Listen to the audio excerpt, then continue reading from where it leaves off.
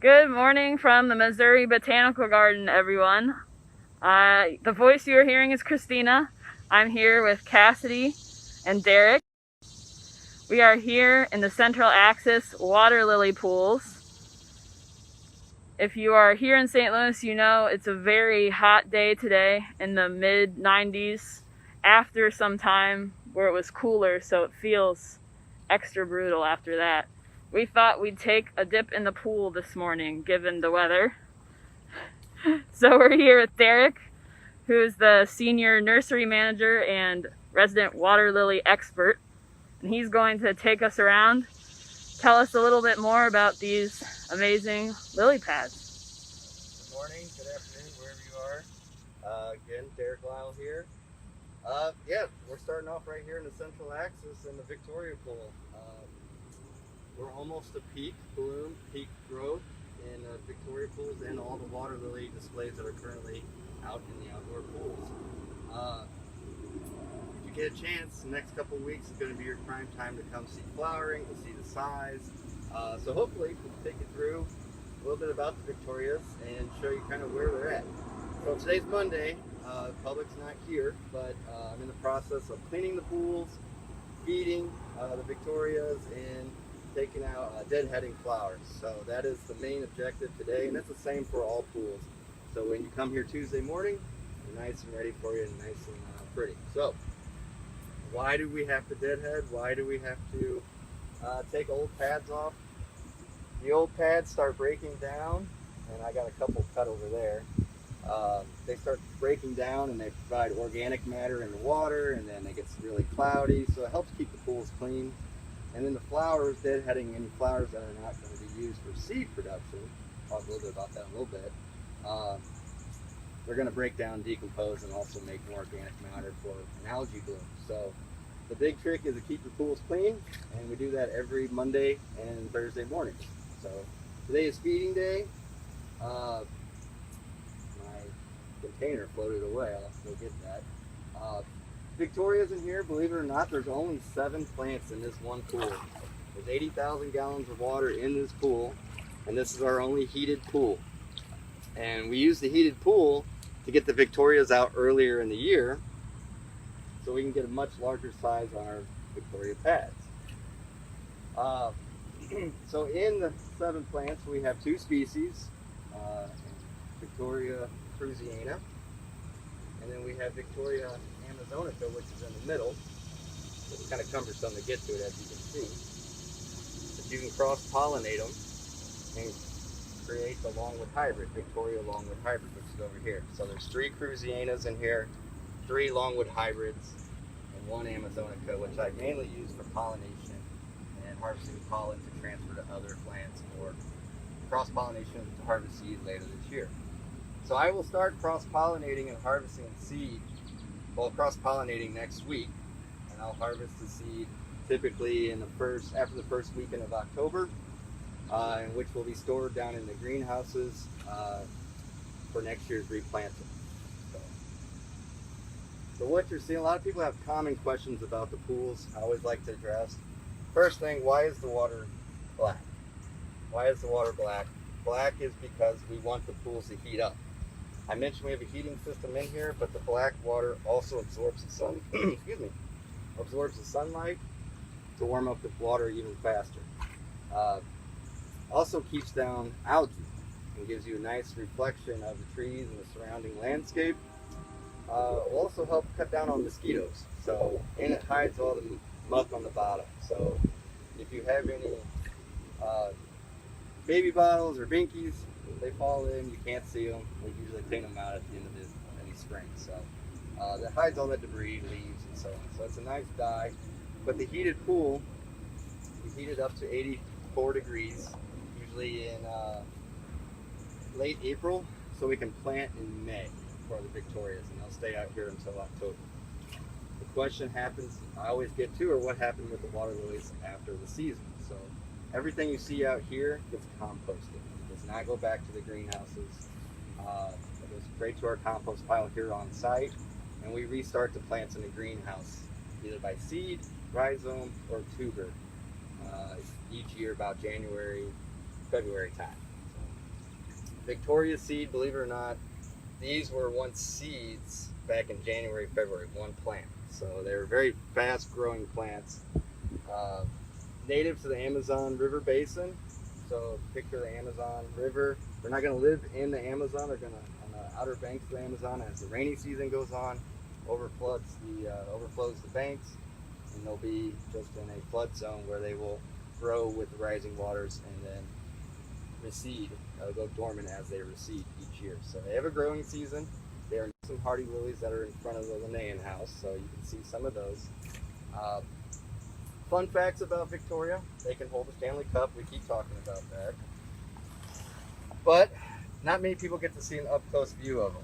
So, trying to keep our social distance here, you can see the thorns on the sides, and they're also full of thorns all the way down the petioles, all the way down the stems to the crown. Okay, so you got show and tell here. Even on the flowers are very thorny. So this is a spent flower. It's no longer any good. And this one came off of a Cruziana. The flowers, they flower for 3 nights. First night they're a white flower. And to a male flower. So first night's white, it's a female. Second night is now pink, where it's a male, it's pollen bearing. And the third night, it's more of a purple, a darker reddish pink. It's usually after it's been pollinated. And then it will go into the water, as so, and that's where it'll start to make its seeds, right here. So the trick is, you want to remove all this material so it doesn't make the pools dirty, but when I do the pollinations, I will keep cheesecloth or some kind of netting around each flower, so when the seeds mature and ripen, they don't go all over the bottom of the pool, they stay in a net. Then I'll harvest them and take them back to the greenhouses. So, and is the reason that they're female first and then male to avoid pollinating themselves? Cross pollination, correct? Yeah. So there'll be a female first night flower, and there is a natural pollinator in South America called the scarab beetle, and it will go from a first night flower. It always wants to go to a first night flower because that's the nectar. It's the female, but that flower will close over the beetle. After the first night, it'll be trapped in there. And when it opens back up as a male the next night, it crawls out and is covered in pollen, or then it seeks another first night flower to feed on the nectar. But it carries that pollen with it to cross-pollinate amongst the natural population. No scarab beetle here, so I have to be the scarab beetle here. Pretty natural. The pollen lasts for about 18 hours to 36 hours, depending on the conditions you have. In the seeds, a lot of people ask how many seeds you get. You can get a range from 10 to almost 500 or more per flower. It really depends on the genetics of the plant and also the growing seasons. Water depth is key in the pools, so this is our deepest pool. Everybody asks how deep are the pools since it's died, right up to my knees. So this one's about 32 inches deep. I got to raise it another 2 inches because the plants are growing out of the pool, believe it or not. So I mentioned fertilizer. We fertilize each year or each Monday. This is how we fertilize. A simple tablet. This is full of 20% nitrogen, and it will. It's going to provide the nutrients needed for these plants that are heavy feeders to get to the size that they need to be. So plants will only typically get as big as the area you provide. So we have water lilies or Victorias in the greenhouses that are the same age as these, but only about that size per pad. So if you give them plenty of room to run, and you give them plenty of nutrients, they will get very large. But at home, if you want to keep it smaller, you can definitely do that by the pot size in your pool. So it's a little trick for everybody to know. Everybody thinks that these are too big. They will get big, but you can also limit the size based on their growing area. And how big did you say we have leaves this year? This year, the largest one I've measured has been 9 inches, a little over 6 feet. But last year we were able to get to 7 feet 7 inches. It's a little bit more difficult this year with considering the conditions with COVID and the challenges we were faced earlier in the year when the garden was shut down. So typically we would get these out earlier, but since we were on limited bath time here. They're out 2 weeks later, and every week counts. It takes a long process to clean the pools, and an army of people to clean the pools. And so that was just not available this year, so it delayed a little bit, but we still got them out. We still got a great display, many pads per plant. So I think considering the circumstances, the display looks pretty good. So of course I'm in the pools and I'm up close and personal with them. So hi everyone, we are back. We mentioned what a hot day it is. The phone is feeling that too. We shoot these videos live on an iPhone and it overheated on us. So it seems to have cooled down now. We're gonna give this a second shot. And with that, we'll get right back into it. Sorry about that, everybody. Picking up where I maybe left off, if you're catching back up. I was talking about the geese and the ducks, so they're very territorial in our water features here. So every time you plant water lilies, they like to destroy because they are territorial. But that was also a hiccup since we had more animals in the garden with less people to deter them away. Moving on, want to display one of our Victoria flowers. This is longwood hybrid, and it's a first night flower now starting to close up. And this will open back up as a more pink opaqueness in the tomorrow night. But inside you can see the flower is already starting to change towards the male. You can see in there as it closes up. And it will stay tight like that. The sepals will cover the petals, and even the sepals have thorns underneath until it opens back up tomorrow night.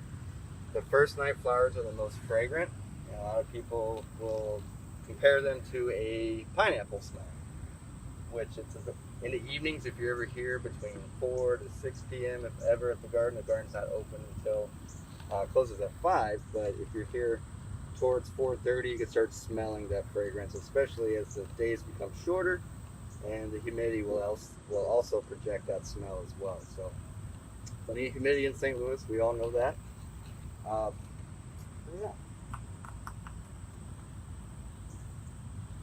A lot of people also question, can you stand on a Victoria pad? The answer is no. I'd love to demonstrate it for you, but that would be a great clip for YouTube and so on after that. But you cannot stand on a pad.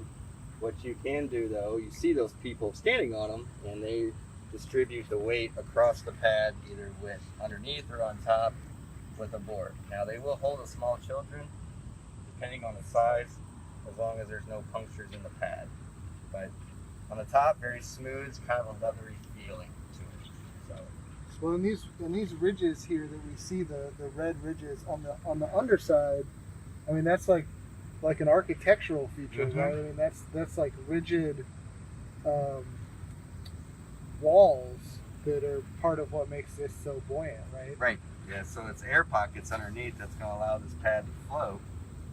A lot of people also ask, why do they have a rim on them, and why do they have the thorns? The thorns mainly are for destroying any plant material encroaching in their natural habitat. So a lot of people think fish. Now they will deter fish, but mainly if I have grasses or any other vegetation growing up from the bottom of the water, or the bottom of the pool, the lake, the stream, these pads move in the wind, and those thorns will destroy plant materials. They're very territorial.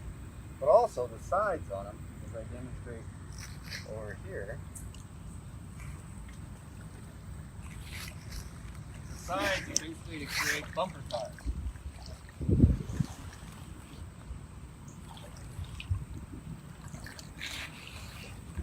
Since they have the thorns on the bottom side of the leaf, they don't want to overlap each other. In fact, they just want to push each other around, so they can make a natural canvas on top of the water without overlapping and destroying the pads. Now, they will do that a little bit in the wild, and we clean them up if that ever happens out here, when a storm comes through or whatever maybe. But the natural process of the pads just used as a bumper car. They do not fill up with water and sink. In fact, at each pad, there's an outlet for water to overflow. So it will not sink in a heavy downpour. Victorias are very critical to reliant on temperature, water depth, even day length. So water temperature has to be at least 72 to 74 degrees for them to really thrive. 84 to 85 is perfect. You get over 90 degrees, it starts getting too hot and it can put them into dormancy. So water temperature is critical, but also water depth is very critical. They need so much water above the middle of the plant. Because remember, in the previous video, watch your step here, Christina, that she was there. The crown continues to grow up towards the water surface, and once it reaches the top of the water surface and exposed to daylight, it will then think that the waters have receded, like in its natural habitat, and it's time for them to shut down and go to seed. So usually that comes about late August here. Even in our pools here at the garden, they will start reaching the top of the water and start shutting down. And then they'll be in for another month until first week of October, and then we remove them for the year. So you think, I mean, we've talked about these and how these are night blooming lilies. Should we check out some more in this other pool over here? Hop on over. I have stairs over here if you want to cheat. If you want to hop out. I think I'll just make my way out over here. And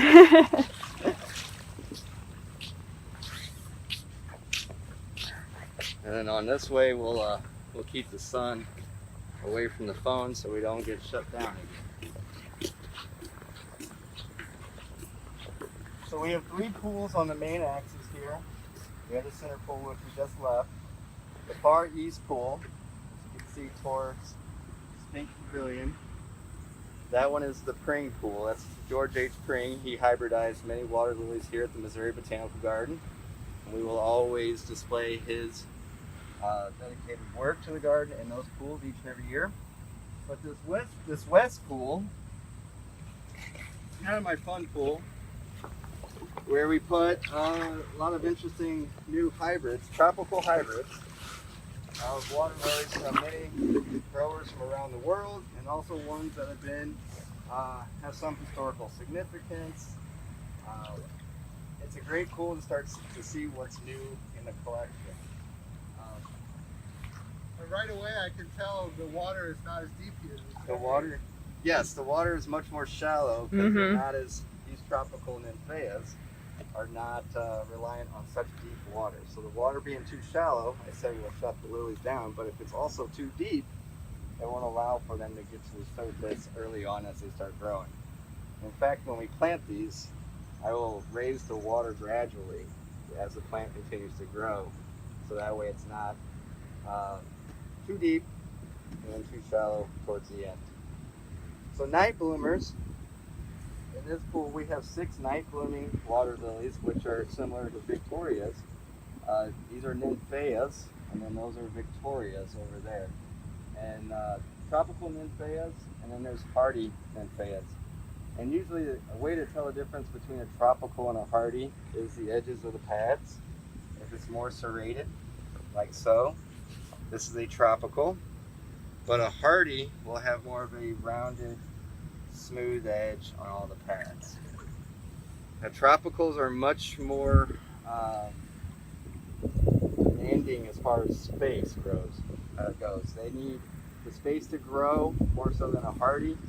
So meaning they're tropical, they won't survive our winter in St. Louis, but the hardies will. All these will get removed the same time as the Victorias at the end of the year, and they'll go straight to the compost. But we have some. If you want to come to the garden to see all of these flowers in bloom, the best time is when we open at 9, between 9 and 10 a.m. You'll get a full spectrum of all the colors of night bloomers and day bloomers. So right now, the day bloomers are opening up and the night bloomers are closing. So it's a great time to come see. It's great for photographing, it's great for sketching, and it's also a great time to smell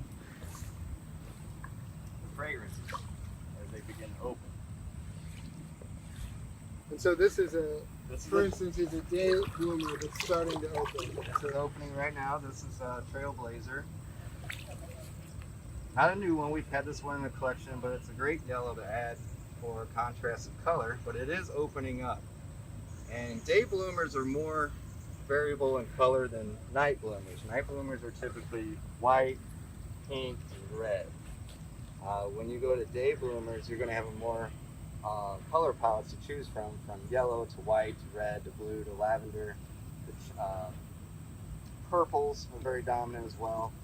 So you can see that if you're interested in water lilies at home, look at your schedule. When are you home? Are you home during the day? Day bloomers are maybe your better choice, but if you're interested in watching them in the morning, you can see the night bloomers first thing in the morning as you drink coffee. Works out very well. How long does this process take?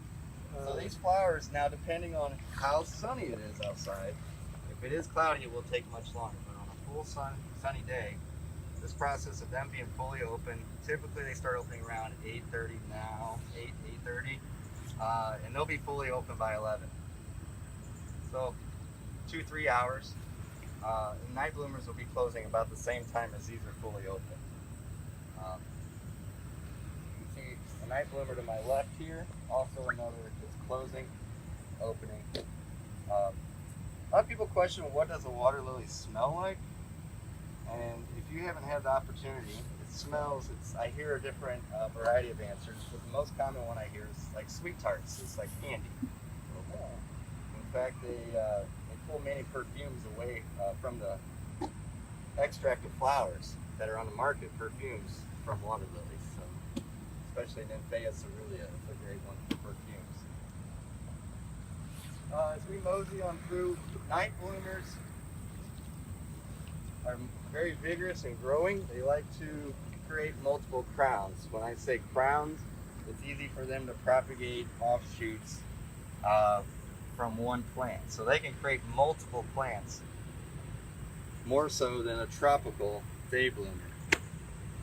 So I have to come in here at this time of year, I call it crown crowding, and I have to remove the old crowns, and that allows for more plant material, more flowers to grow up, have a more even and uniform display. I also mentioned on Mondays and Thursdays, we like to take the old pads off and deadhead the flowers. Now besides cleaning the pools, by deadheading the flowers, you put more energy back into the plant to produce more flowers instead of sacrificing energy for producing seeds. These will all go to seed, so we don't want them to have seeds all over the pools because they will germinate on the water surface. But the trick is deadhead the flowers. It'll bloom for about 2 to 3 days, some a little longer than that, and then it will go underwater where it will start making the seeds. So I feel around and I pull the flowers out and then take them to our compost pile, and the energy is then transferred back into the plant to create a much larger flower for your display. So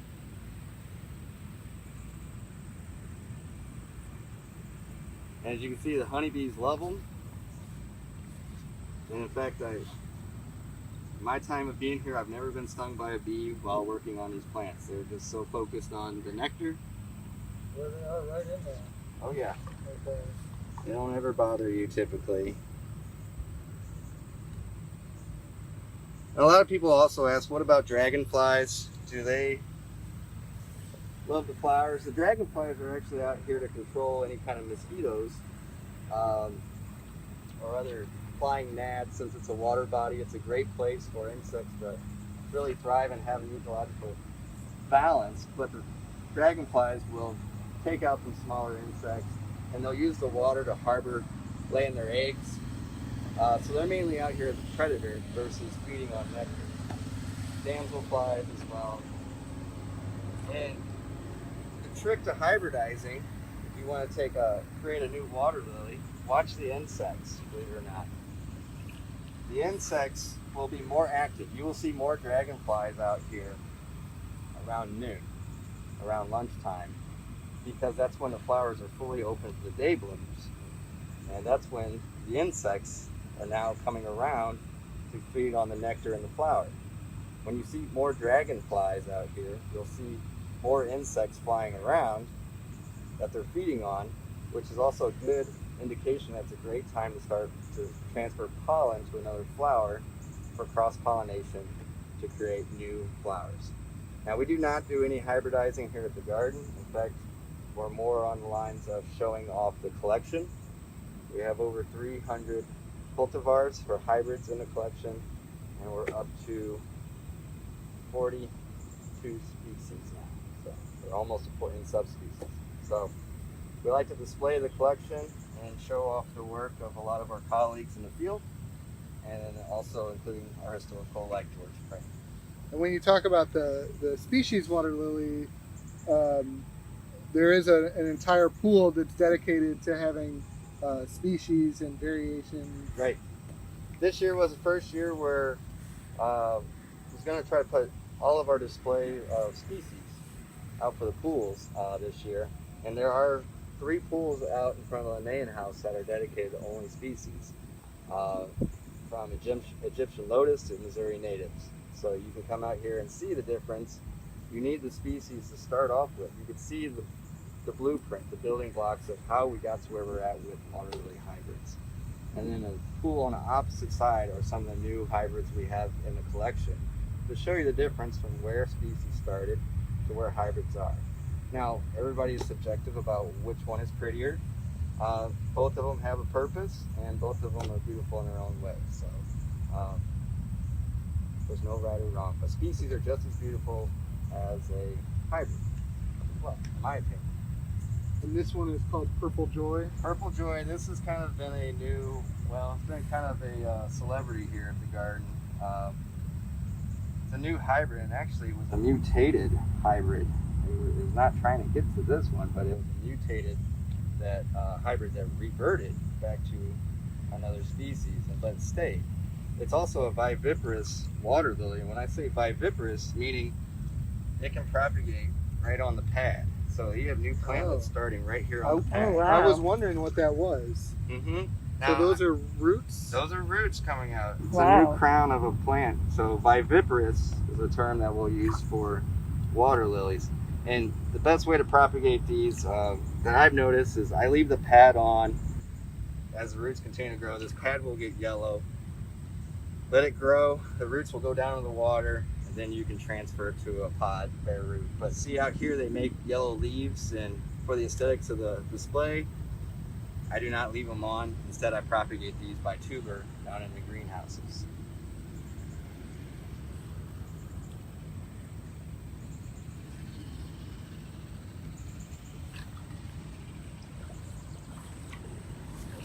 So I always love this flower here, Tropic Sunset. This is one of the more fragrant flowers that I love to smell out here. It's a gorgeous one. I try to put it close to the edge so everybody can smell it.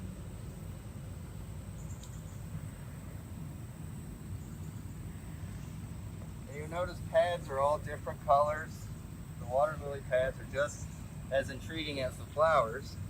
So when somebody's trying to hybridize a water lily, they focus on not only the flower, but also what's the vigor of the plant? How well does it grow? What kind of pad? So this is a model pad. It's a tropical. So what size of the pad? This is a fairly newer water lily called Blue Bob. And it will raise itself out of the water much higher than most lilies, tropical day bloomers. And also very fragrant, but it has more of a red tint to the pads. And you can see the bees in there. Oh, yeah. Having a nice breakfast.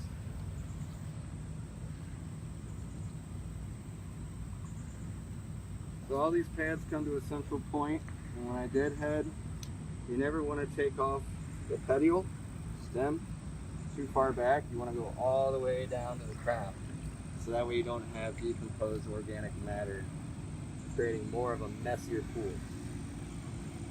It's best to clean your pool annually instead of leaving it each year. Otherwise you'll have to get more involved with biological chemicals for breaking down with enzymes. And it's best to drain your pool if you can, if you have the means to do it, and then start fresh and hose it down.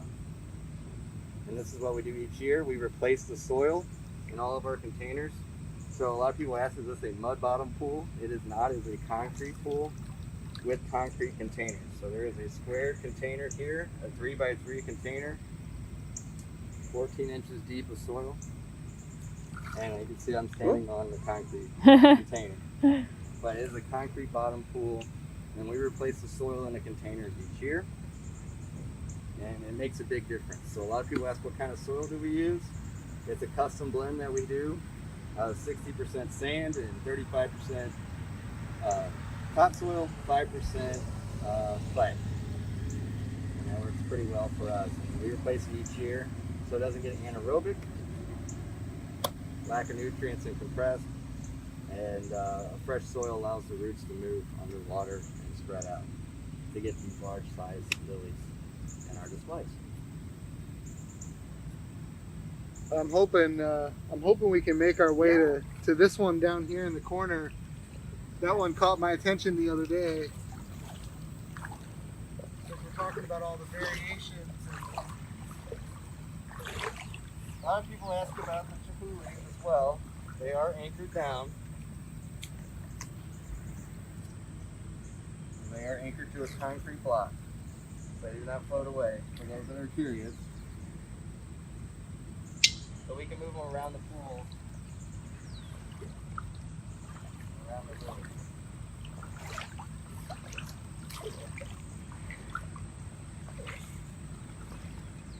Now coming next year, I know a lot of people out there that are big into photography of water lilies. Their biggest pet peeve are the labels in the way of the flowers.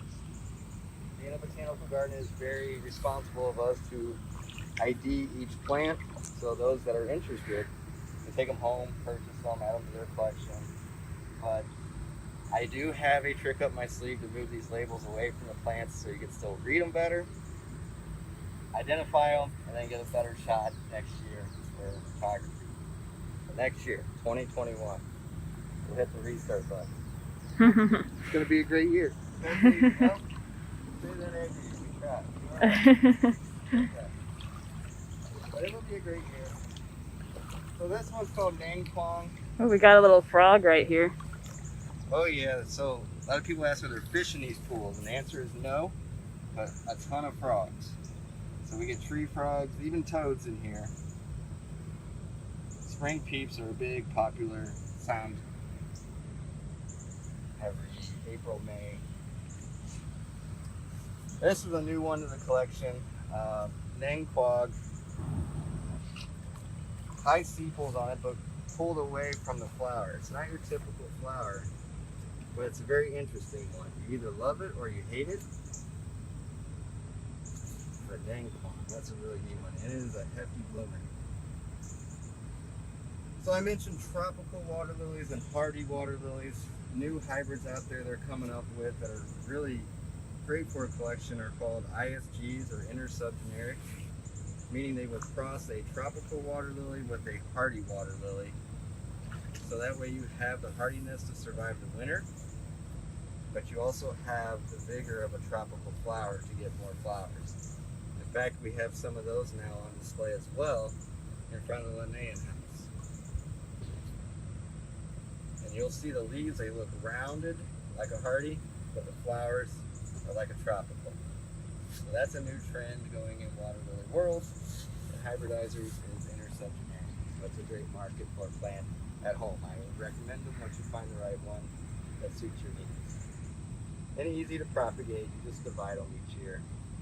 So you don't have to worry about growing seeds or germinating, but you can just divide them, make them smaller, and share with your friends if need be. So ISGs are fun water lily. Down here, another night bloomer frozen up. This one's kind of been a showstopper. It's called Rohana Bull. And you can see the size of the flower compared to my hand. And I have giant Shaquille O'Neal hands, and I'm kidding. But it's a very large flower. And a beautiful one. Plant it right here in front of the climatron for your first peek of the water lilies. Now we still are trying to, in the Sachs Museum, display up there. We were going to have an exhibit dedicated to water lilies, showcasing the whole process of the pools and what it takes to plant, and then also highlight what's in the collection. Due to COVID, it's been a little bit of a challenge this year. We still have high hopes that we'll see where we're at. We can open that display for people for visitors to see. So stay tuned for that. Hopefully we can get that up and running. If not, we do apologize, but we have put a lot of work into that display, and it'd be worth seeing. So, and that we're hoping will run through the winter time. We don't know yet, so we're coming together on timing. But COVID has affected water lilies just as much as everything else. As you can see, with animals, delay in time, staffing, our exhibits, but here we are. So please come out and enjoy them.